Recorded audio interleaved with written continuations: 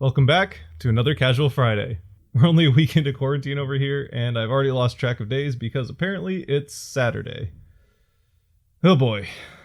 No matter though, because just like how a pause in the sports world can't stop the NFL from making all the headlines, me losing track of days can't stop me from picking the best logo in the NFL. So, here we go with finding the best logo in the NFL.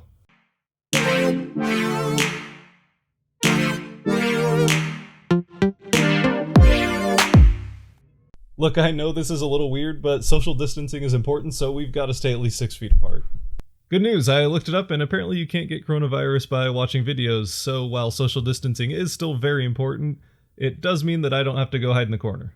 And while we're on the topic of bad jokes, there is one team that was going to be in today's bracket, but decided recently that they wanted to opt out. And while Ram fans and really anybody with eyeballs wishes that this new logo was a joke, it appears that, unlike the LA Chargers' first attempt at a logo, it is not. It's a logo so bad that both Todd Gurley and Clay Matthews couldn't be associated with it anymore, and it is proof that a team's branding can regress just as fast as the team itself. Plus, it comes with a secondary logo that requires censoring in order to be safe for work or the eyes of children. So, with the Rams out, I had to go ahead and pick another team's logo in order to round out the top 16. And since the Buccaneers haven't really been in the news much lately, I decided to go ahead and throw them in. And so with that, it is finally time to get to the bracket. We start off with the oldest rivalry in the NFL, and while both Green Bay and Chicago have two of the oldest logos in the NFL as well, neither one really shows its age as much as it could considering how old these logos are.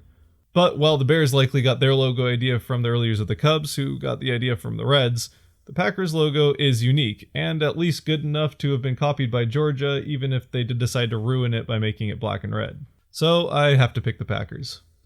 Between Pittsburgh and Vegas, while these logos aren't quite as old, they still do have a lot of history behind them. But at the end of the day, I tend to be bored by logos without any color in them, and I really do appreciate the symbolism and meaning to the city that is in Pittsburgh's logo. With the Eagles and the Falcons, these are both bird logos with the first letter of the team name subtly hidden within them, which means I really like both of these logos. So in the end, this one came down to colors for me, and it's no secret at this point that I don't like black and red, and I do really like Philadelphia's colors, so I'm picking the Eagles. Next up, Miami and Tennessee. For Miami, the new logo has grown on me, and I really like the team's colors, but I still do kind of miss the old logo. And with the Titans logo, I tend to not be a big fan of obvious text in logos, and the colors really aren't that interesting, but the two shades of blue do help, and the fire in the comet or fireball or whatever it's supposed to be is incredibly well designed, so I ended up going with the Titans on this one. Next up, we have the other two Florida logos with Jacksonville and Tampa Bay.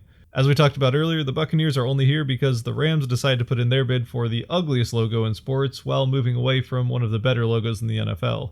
But if it wasn't for the Buccaneers trying to make subtle steps in the same direction back in 2014 by switching to this updated version of the flag logo, they wouldn't be in this position and they probably would be going farther in this tournament.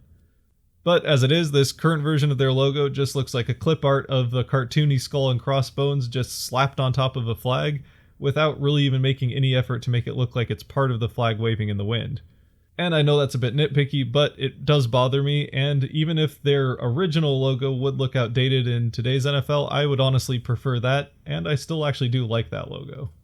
Meanwhile, there's not really anything terribly interesting about Jacksonville's logo other than it being a well-designed jaguar with the awesome addition of a teal tongue.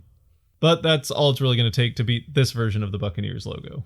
In a rematch of Super Bowl 48 and old AFC West rivals, the Seahawks and Broncos have two of my absolute favorite logos in all of the NFL, so it's a shame that they have to meet in the first round and one of them will undeservedly be getting knocked out early. Seattle's logo has been updated a couple of times since these two were rivals, in my opinion each time getting better, all while still maintaining strong ties to the original logo and that awesome Native American design that has a lot of meaning to the region. Plus two colors that couldn't be more Seattle. Denver's logo is also really well designed, and I think the Bronco represents the city well. Plus, I do really like the blue and orange. But in the end, I can only pick one of these logos to move on, and while Denver's logo is still one of my favorites in the entire league, it does just a little bit make me think of that horse that sits out front of the airport, which is just the stuff of nightmares. So I am going to, without any bias at all, pick the Seahawks. With Buffalo and Detroit, these are two primary logos that are much better than the history of the teams that they represent. The Lions logo is yet another one in the NFL that is really well designed and a perfect example of what it looks like when a team updates their logo for the better, by adding detailing without making the logo look any busier. But for me, I have to pick the Bills logo, which in and of itself is a perfect example that you don't need all that extra detailing if you just get it right the first time. It has that sleek and simple look that, if you've watched my other videos, you know I really appreciate. Plus, even though the colors of blue and red, again, aren't all that interesting, by using the brighter blue and red, I think it really pops and is a great logo.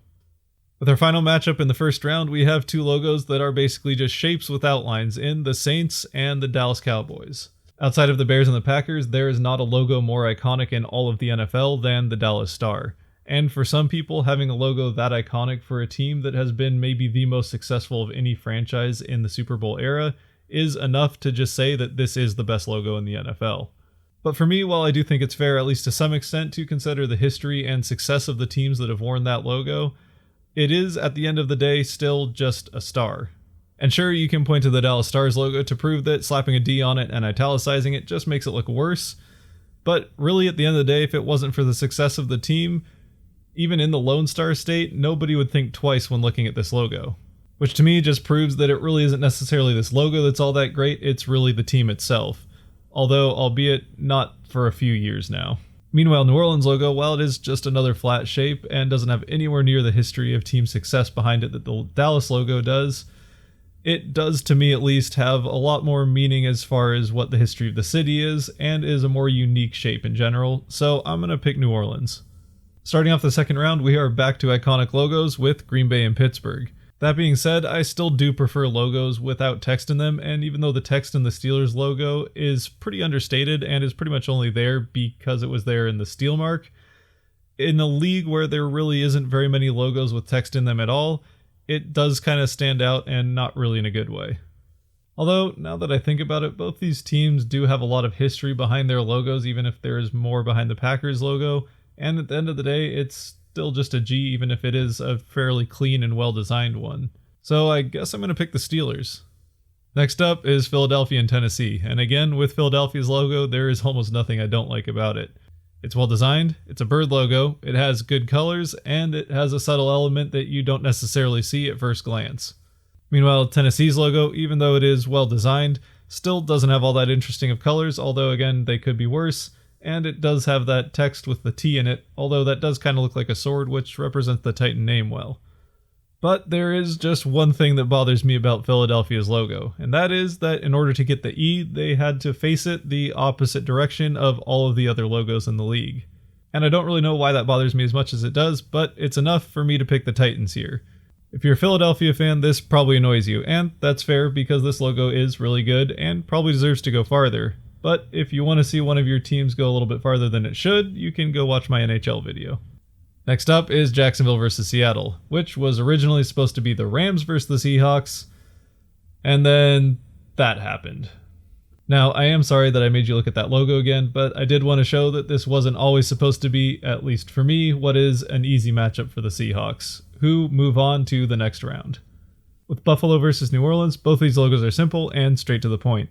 But to me, the Charging Bison is more interesting, and there's something I just like about it more than what is essentially just a basic shape. Plus, I appreciate that Buffalo teams lean more into the city name than the team name when it comes to their logos. Alright, well, that finally brings us to the Sweet 16 and the Final Four for the NFL. Starting off with Pittsburgh versus Tennessee, where the Steelers, in spite of having text in their logo, have been writing the fact that it has more meaning and symbolism in it than the other logos that are also iconic and have similar amounts of history behind them. But with Tennessee, this logo also has some meaningful symbolism in it, with the colors, circle, and stars all being a nod to the Tennessee state flag. So with the symbolism to match, having less text in the logo, and being more interesting to look at with the well-designed flames, Tennessee is going to be moving on. On the other side, with Seattle and Buffalo, these are two of my three favorite logos in all of the NFL. Even though I do appreciate that Buffalo uses the less boring, brighter blue and red color scheme, I still much prefer Seattle's green and blue. Plus, Seattle's logo, at least in and of itself, has a much more meaningful history behind it. So, without wanting to seem too biased for those reasons, I'm going to pick Seattle to go on to the NFL Finals. So that does leave us with the finals of Tennessee Titans versus Seattle Seahawks. Now, even though Seattle has won a Super Bowl, these are two franchises that, at least to many, are best known for coming up 1 yard short on the biggest stage. But at least as far as logos are concerned, these are two of the best logos in all of sports.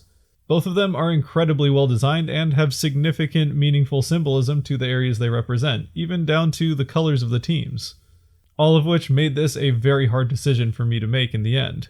But in the end, what it came down to, and really why this decision was so hard for me to make, was that I spent a long time trying to convince myself to pick the Titans instead of the Seahawks in an effort to not seem incredibly biased. And so that's why I did pick the Titans. At least originally. But then I thought about it, and I wanted this to be an honest opinion of what I actually thought was the best logo in the NFL.